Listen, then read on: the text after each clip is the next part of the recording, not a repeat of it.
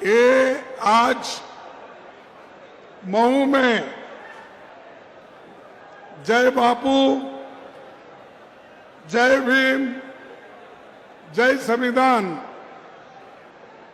ये रैली बहुत बड़ी पैमाने पे यहाँ पर हुई है। इसीलिए मैं हमारे मध्य प्रदेश कांग्रेस कमेटी के कांग्रेस भाइयों को और अध्यक्ष को मैं धन्यवाद देता हूं कि ये जो रैली इसलिए बनाई गई, अभी राहुल गांधी जी ने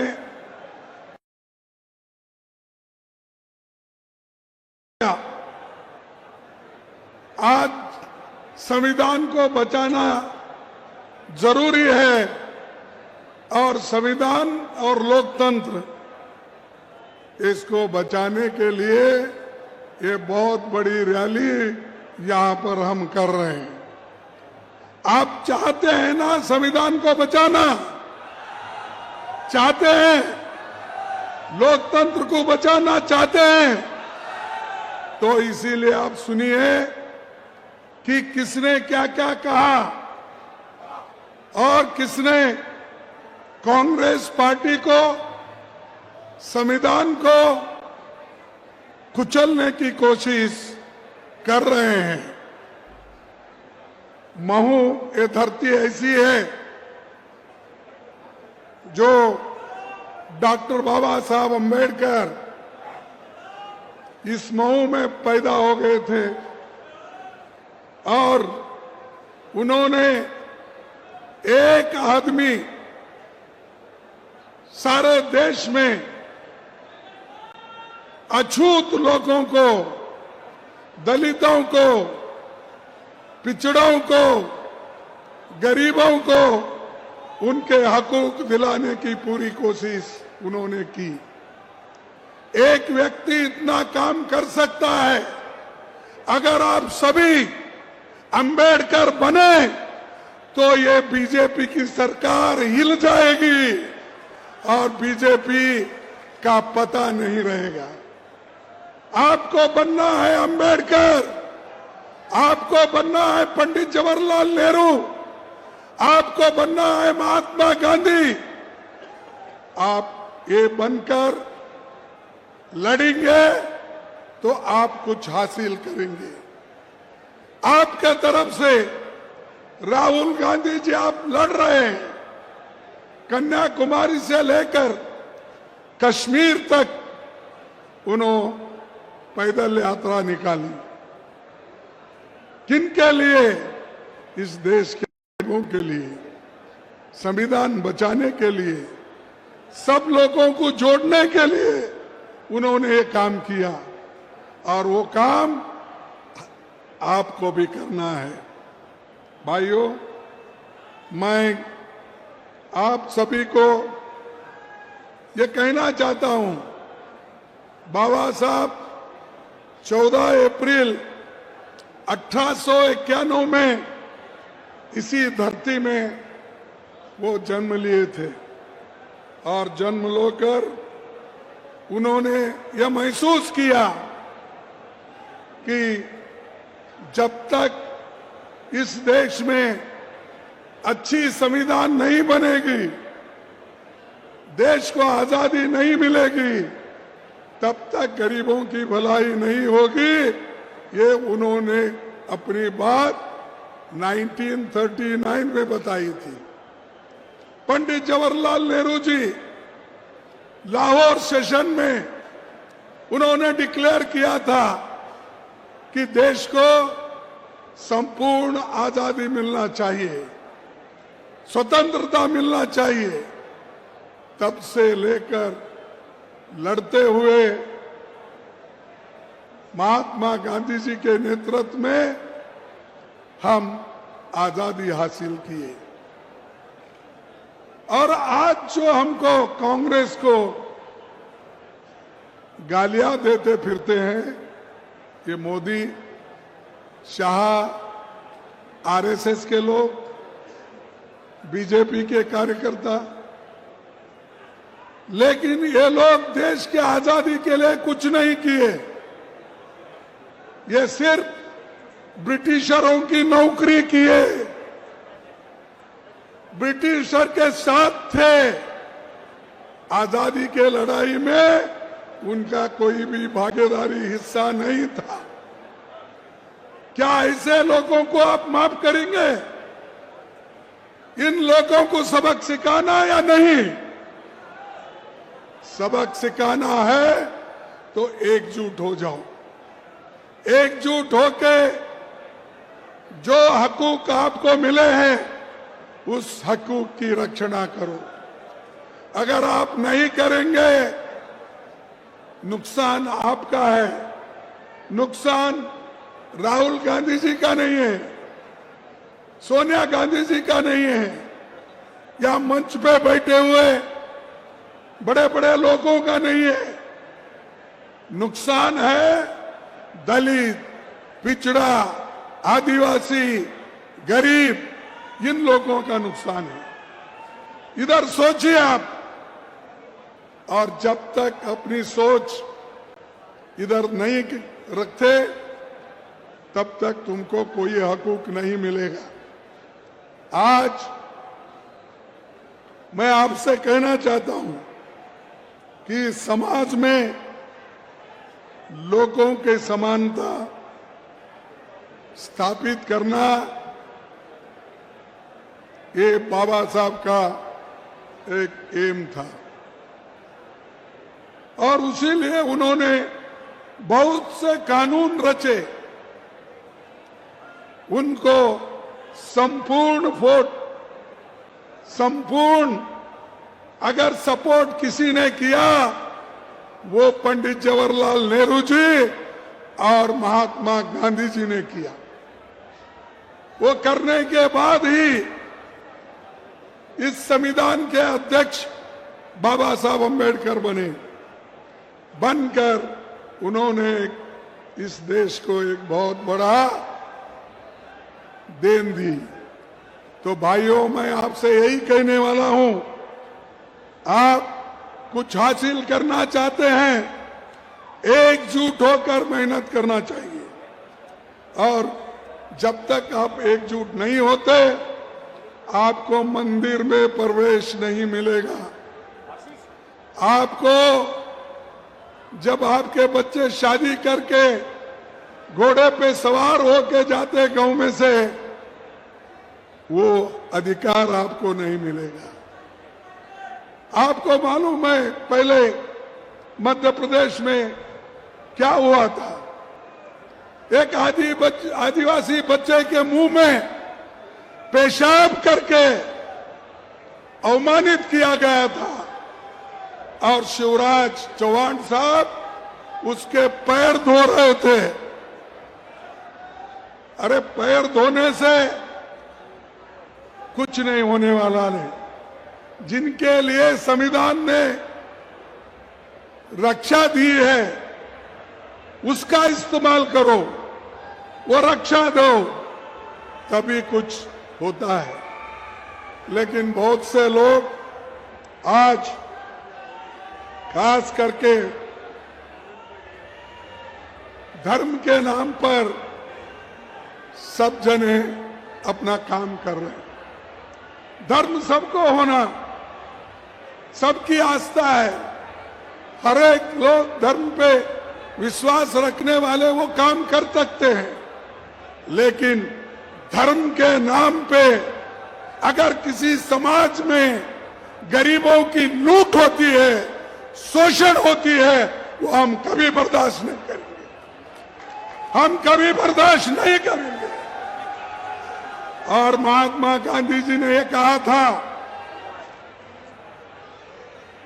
और वल्लभ भाई पटेल ने इनको उस वक्त जब गांधी जी को ये लोग गोली मारे, उनकी मृत्यु किए, तो उस वक्त वल्लभ भाई पटेल, जरा खामोश बैठो भाई, तुम्हारा जोश बाद में दिखाओ।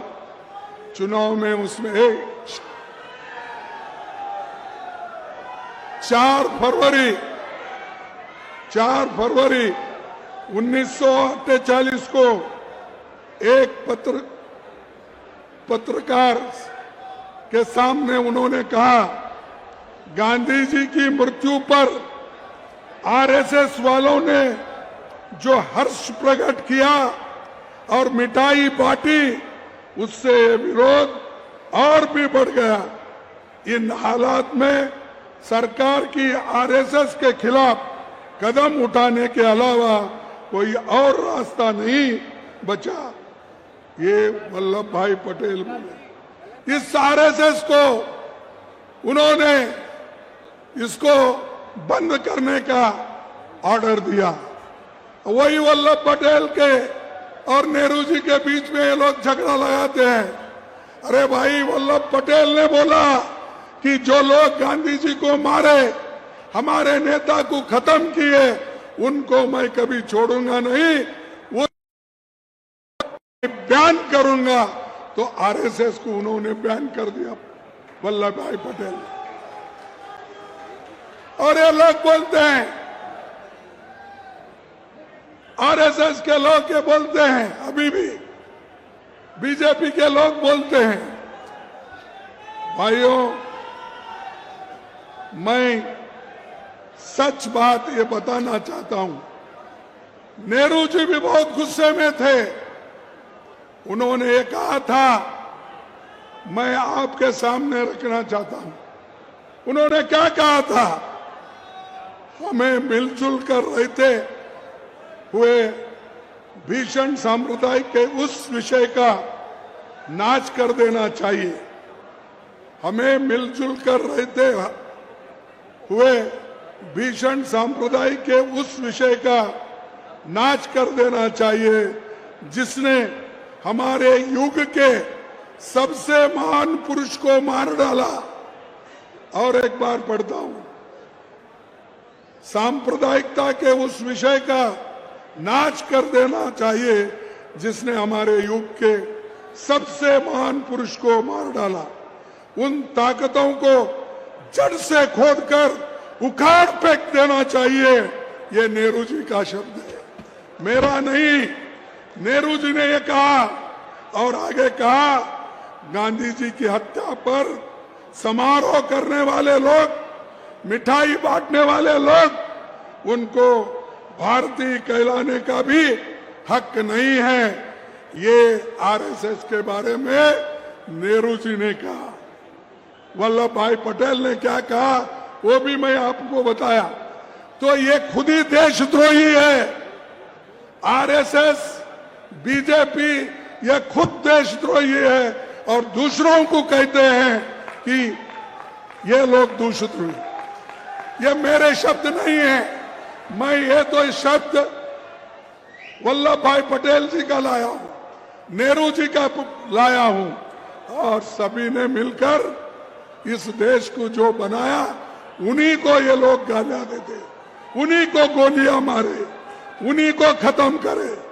तो इसीलिए आपको सोचना है, संविधान इसलिए बचाना है कि आप जो गरीबी में है, गरीबी के ऊपर आना है। आपको अगर गरीबी से लड़ना है, महंगाई से लड़ना है, अनएम्प्लॉयमेंट से लड़ना है, तो संविधान के तहत हमको चलना पड़ेगा। और ये मोदी और शाह कभी हमको चलने नहीं देंगे। और एक बात मैं आपको बताना चाहता हूं। अरे शाह साहब, उन्होंने, अमित शाह ने लोग राज्यसभा में एक बात बोले। क्या बात बोले? उन्होंने ये कहा,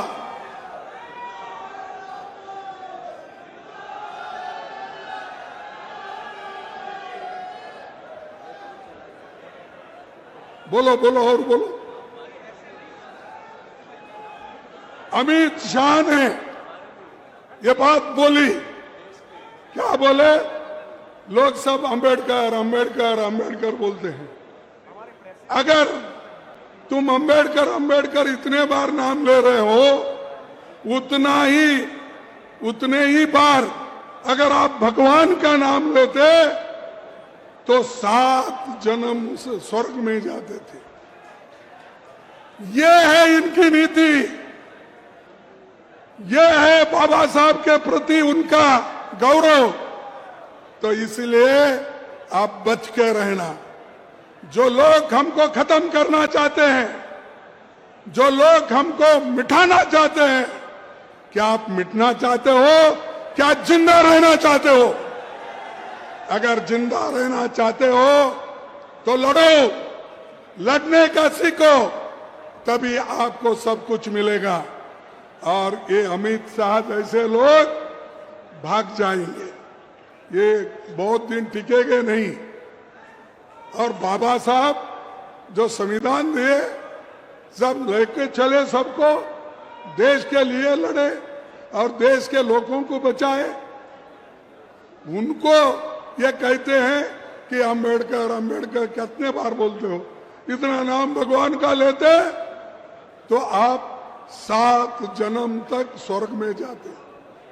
अरे भाई, तुम तो इतना पाप किए हो, मोदी जी और शाह मिलके इतना पाप किए हैं, वो 7 जन्म क्या 100 जन्म में भी स्वर्ग में नहीं जा सकते।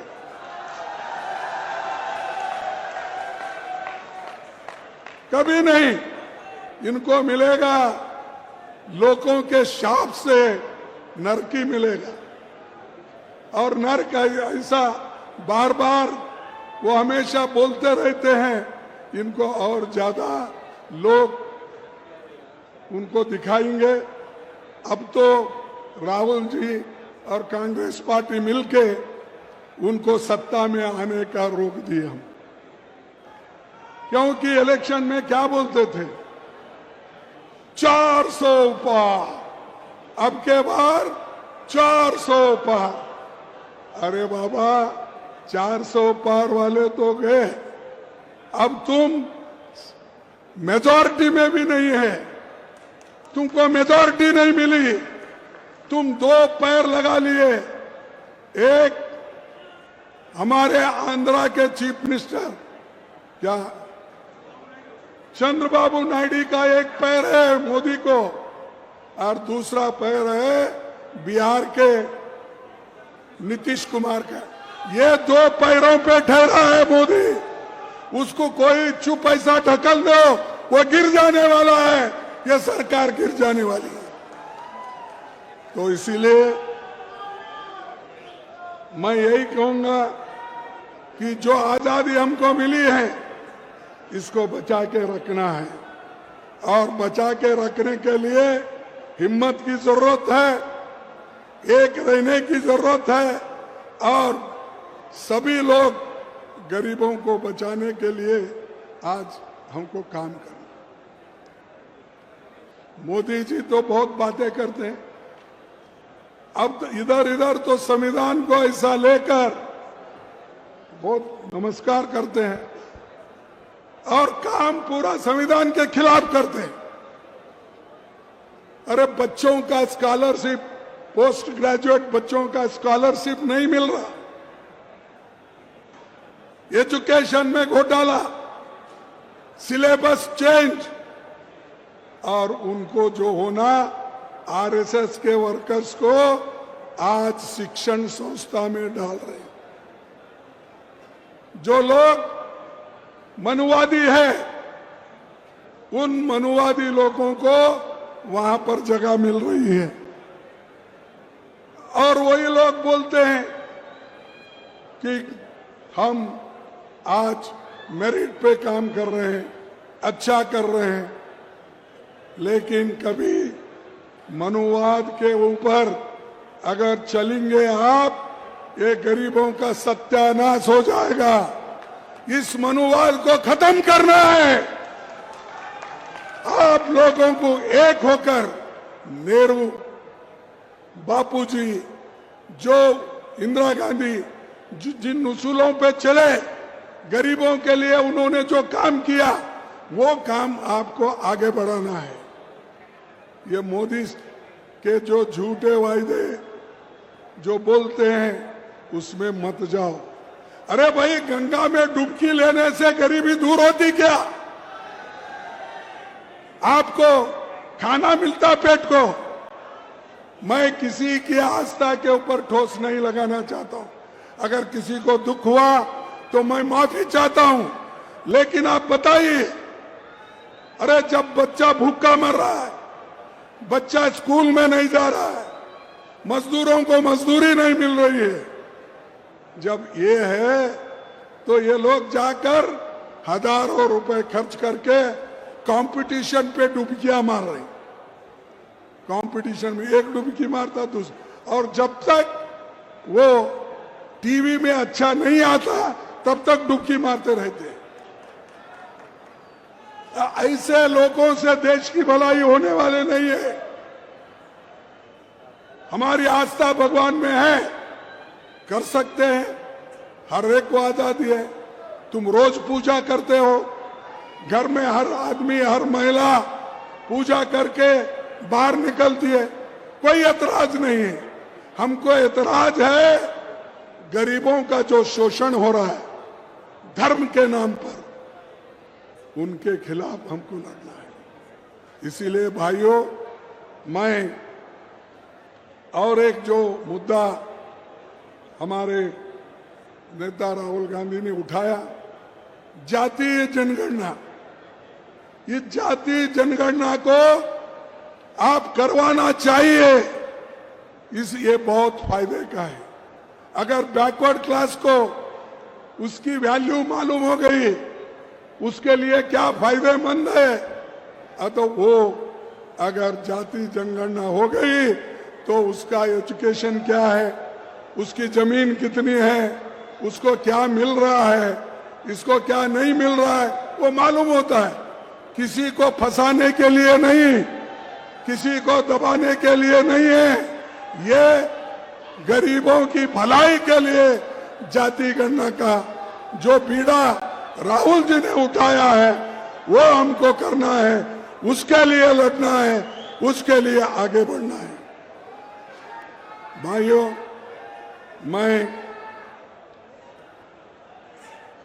आज ऐसे ताकतों के खिलाफ राहुल जी लड़ रहे हैं, और जब राहुल जी लड़ रहे हैं, आपका कर्तव्य होता है कि आप भी लड़ना चाहिए। अगर आप नहीं लड़ेंगे, पीछे हटेंगे, तो समझो आपकी हार है, और ये हार हमेशा के लिए रहेगी। तो इसीलिए मैं आपसे विनती करूंगा कि आप सभी लोग ये जो हमने यात्रा रैली निकाली है, वैसा ही खास करके अमित शाह जो बाबा साहब का अपमान किया है, उसके लिए हर जगह प्रोटेस्ट होना चाहिए, हर जगह लड़ना चाहिए। मैं एक बात सुना यहाँ पर कि यहाँ पर सुना, जो बाबा साहब अम्बेडकर जिस कम्युनिटी से आते हैं वो कम्युनिटी महार है। वो महार कम्युनिटी को यहाँ रिजर्वेशन नहीं है। वो क्यों नहीं, क्या नहीं, मुझे मालूम है। जो अछूत लोग हैं उनको अगर रिजर्वेशन नहीं मिला तो बड़ा मुश्किल होता। आइंदा जब हमारी सरकार मध्य प्रदेश में आएगी, हम जरूर उनको शेड्यूल कास्ट का दर्जा दिला के रहेंगे। ये गरीबों के लिए, सब गरीब एक होते हैं।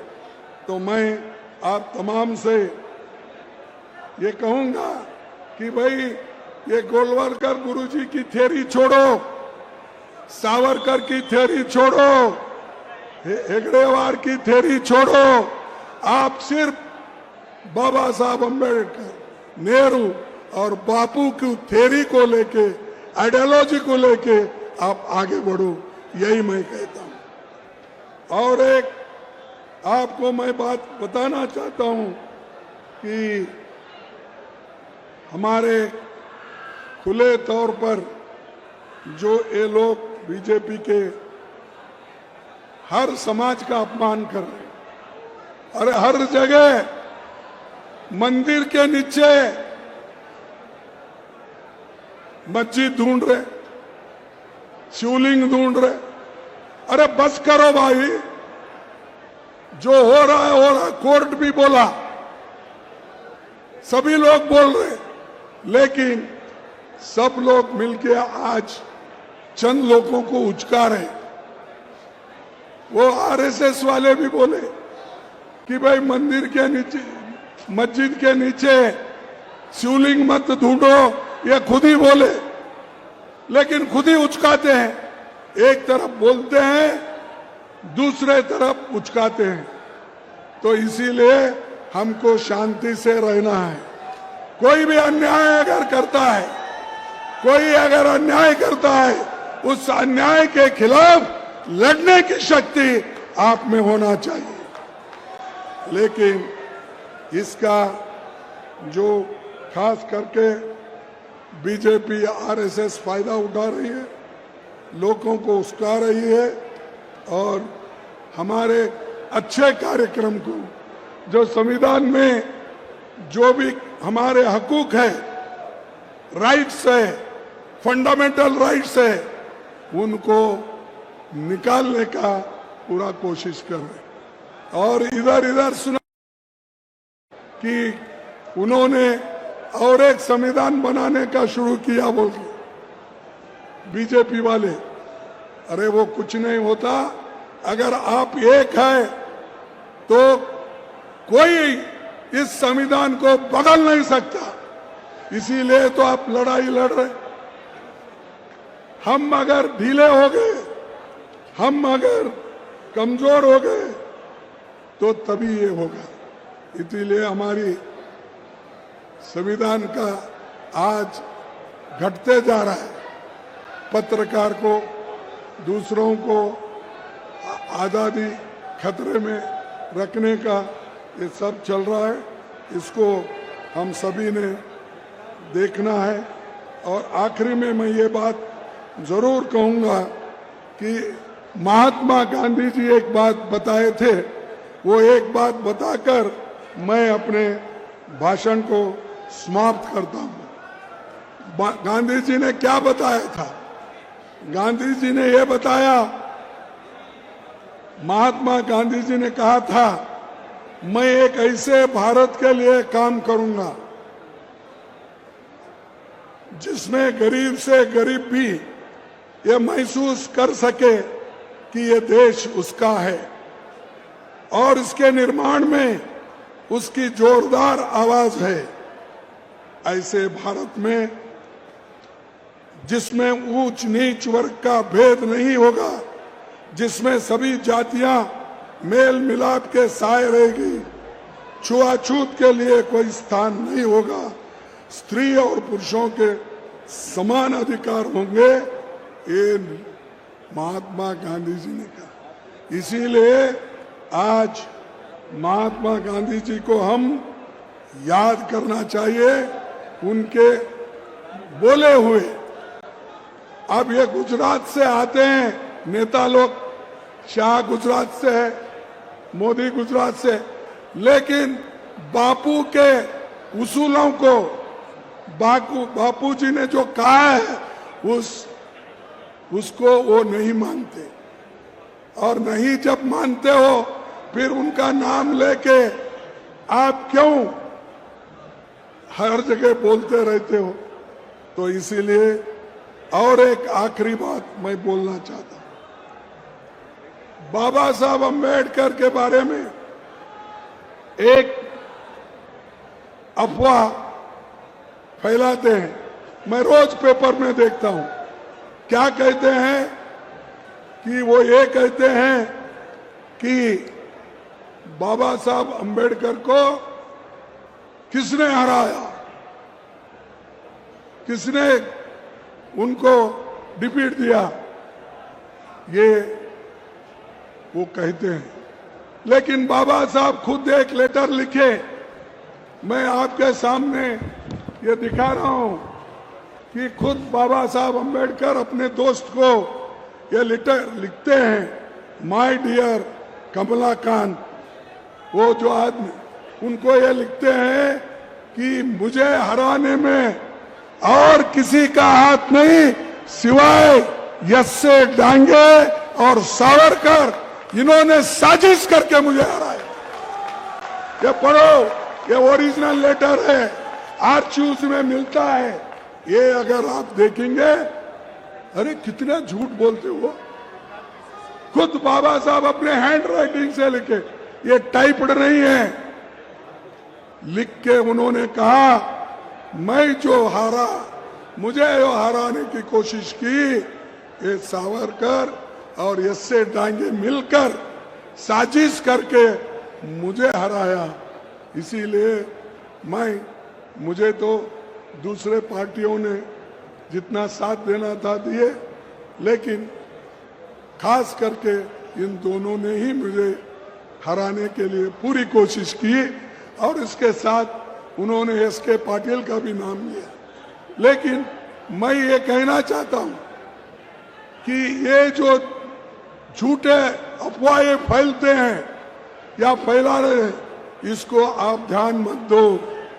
सब कुछ किया कांग्रेस ने किया, सब कुछ किया हम लोगों ने किया, नेहरू जी ने किया, इंदिरा जी ने किया, राजू जी ने किया और कांग्रेस ने किया। बस इसी को आपको आगे बढ़ाना है। इतना कहते हुए मेरे भाषण को समाप्त करता हूं। जय हिंद, जय भीम, जय संविधान।